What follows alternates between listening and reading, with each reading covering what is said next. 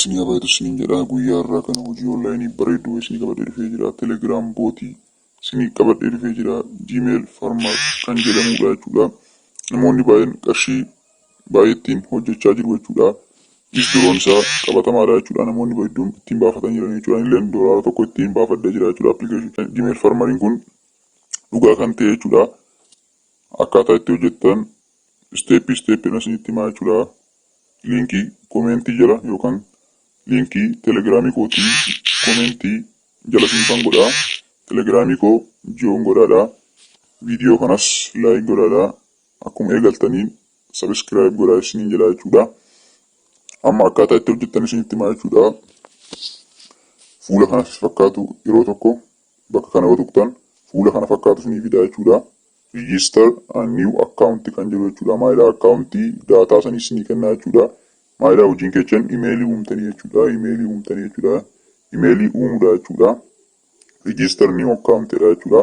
Daataa isinii kennaa jechuudha. Yeroo tokko tuqee isinitti agarsiise. Register new account yeroo tokko tuqxanii egaa tuqxaniin booda daataa kana isinii kennaa jechuudha. Maalidhaa akkaawuntii san akka uumtan daataa kana isinii kennaa jechuudha. First name isinii kennaa. Imeelii isinii kennaa jechuudha. Paaspoortii isinii kennaa jechuudha. Amma kana itti deebinaa jechuudha. Baalaansii keessan gaafa ilaallachuu barbaadan baalaansii kan jedhu yeroo tokko tuqxanii ilaaluu dandeessanii jechuudha. Maay akkaawuntii histirii keessanii seenaa keessanii ilaaluu dandeessanii jechuudha. Maay riferaal nama yoo affeeruu barbaadan maay riferaal kan jedhu jechuudha. Yoo dhaabbata sanirraa gargaarsa barbaadan immoo helpii kan jedhu yeroo tokko hin tuqxu jechuudha. Amma gara akkaawuntii uumuutti deebinaa jechuudha. Imeelii kireet gootanii jechuudha. Imeelii tokko gaafa kireet gootan qarshii ittiin kireet gootan isinitti himaa jechuudha. Inni duwwaa tuqaa doolaara tokko 4-5 USDT dha jechuudha. Amma akkaataa itti uumtan isinitti himaa jechuudha. Maal imeelii tokko akkaataa itti uumtan isinitti himaa jechuudha. Gara siitingii keessanii deemtu jechuudha. Yeroo tokkoof gara siitingii keessanii deemtu jechuudha. Gara siitingii keessanii dhuftaniin booda gamanatti dhuftu jechuudha. Gara dhumaan dhuftanii haartanii akkaawuntii kan jedhu jechuudha. Akkaawuntii kan jedhu isinitti mul'ata jechuudha. Akkaawuntii kan jedhu kana yeroo tokko hin tuqxu jechuudha.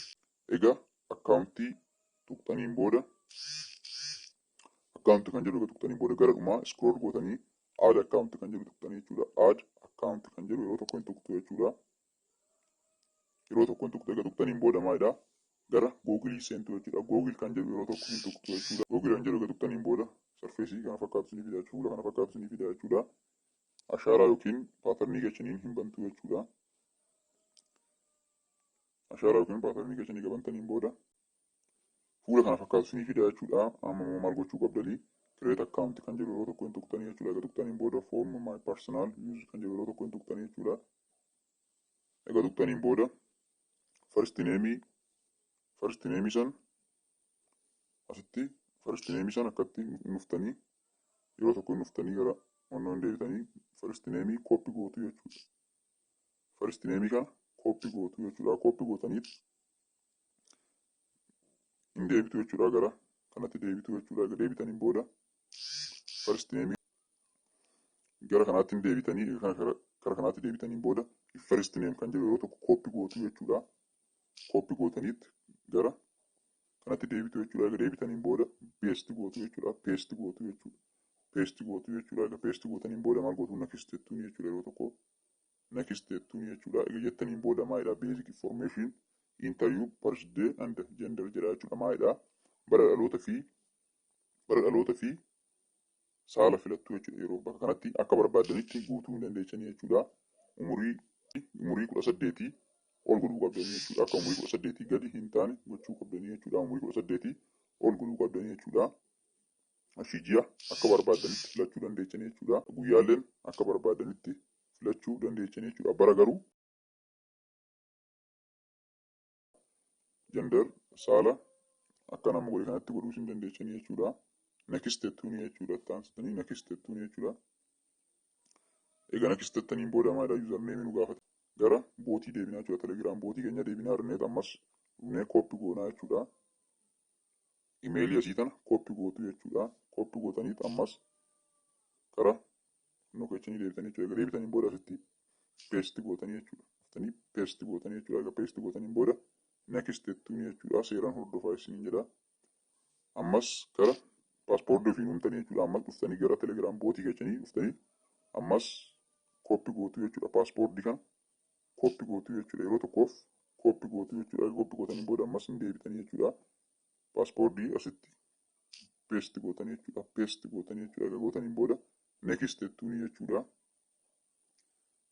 Neekist jettuuni jechuudha. Geettaniin booda ani ittiinumaa waan tureef amma na didee jira jechuudha. Guyyaa 2-3 booda hin hojjetaa jechuudha. Isin biratti amma hin banaa jechuudha. Ani amma ittiinan hojjechaa ture waan ta'eef na didaa jira jechuudha. Kanaan dura ittiin hojjechaa ture waan ta'eef na didee jechuudha.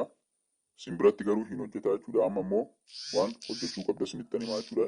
Imeelii kootirratti isinitti agarsiisaa jechuudha. Waan hojjechuu qabdan jechuudha. Waan ammallee hin xumuramne jechuudha. Egaa bantaniin booda maayidaa agirii jettuuni jechuudha. Agirii jettaniin booda sinii banamaa jechuudha. Egaa sinii banameen booda agirii jettanii hin bantanii jechuudha. Egaa sinii banameen booda gara telegiraam bootii keessanii hin deebitu jechuudha. Maal jettaniini dan jettuuni jechuudha. Yeroo tokkoof dan jettuuni jechuudha. Egaa dan jettaniin booda maayidaa kompiiliit jettuuni jechuudha. Kompiiliit jettaniin booda kiliik jettuuni jechuudha. Yeroo tokkoof hin tuqxu jechuudha. Egaa tuqxaniin booda you need to add recover email jettuuni.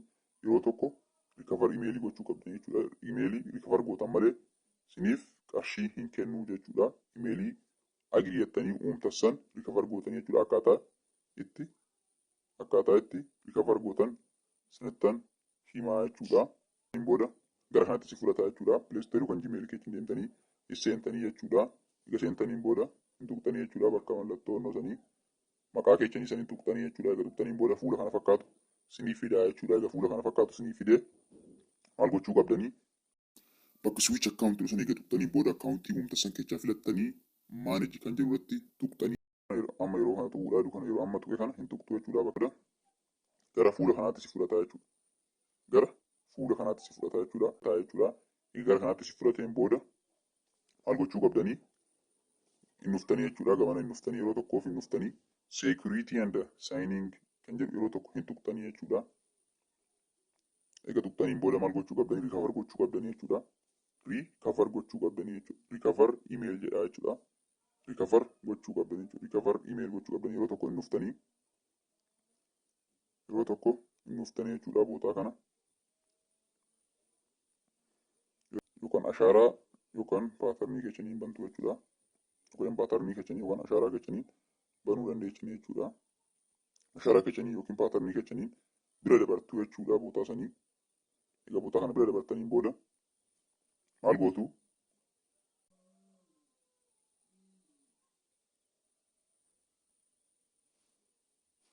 add recover email jettuun jechuudha. Yeroo tokkoof add recover email jettuun jechuudha. Maalidha? State app recover email jedha jechuudha. Inter email jedha jechuudha.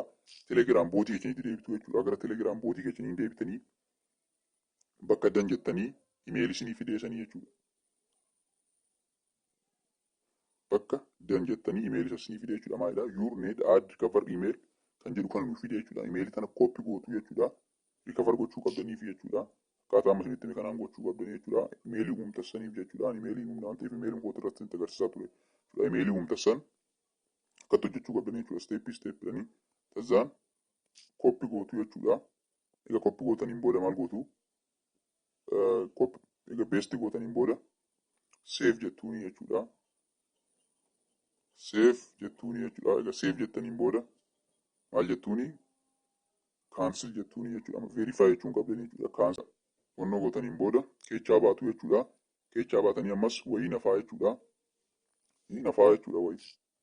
Maal gochuu qabdanii dileetuu qabdanii jechuudha. Akkaawuntii amma uumtanii recover gootaniin booda dileetuu qabdu jechuudha. Dileetuu qabdu jechuudha. Maalidha? Akkaawunticha dileetuu qabdu jechuudha. Gara switch account kan jedhu jira jechuudha. Switch account kan jedhu jira jechuudha. Switch account san jedhaniin booda maal gochuu qabdanii manage account on this device kan jedhu jira. Manage account on this device kan jedhu jira. Yeroo tokko isa tuqxu jechuudha. Egaa tuqxaniin booda akkaawuntii uumtassan keechaa dileetuu qabdu jechuudha. Akkaawunticha uumtassan imeelii maqicha sanii ilaaltanii akkaawuntii haaraa uumtassan keechaa dileetuu qabdu jechuudha. Egaa keechaa dileettaniin booda gara bootii telegiraamii keessanii hin deebitanii jechuudha. Egaa deebitaniin booda maal jettuuni? Dan jettuuni jechuudha. Egaa dan jettaniin booda isiniif qarshii gachan isiniif kennaa jechuudha. Viidiyoo kana laayik gochuu hin dagatinaa isin jedha. Viidiyoon kun akka namoota hedduu bira ga'ee itti fayyadamaniif laayik gochuu hin dagatinaadha. Mana kanaaf haaraa taate sabskiraayib godhaa.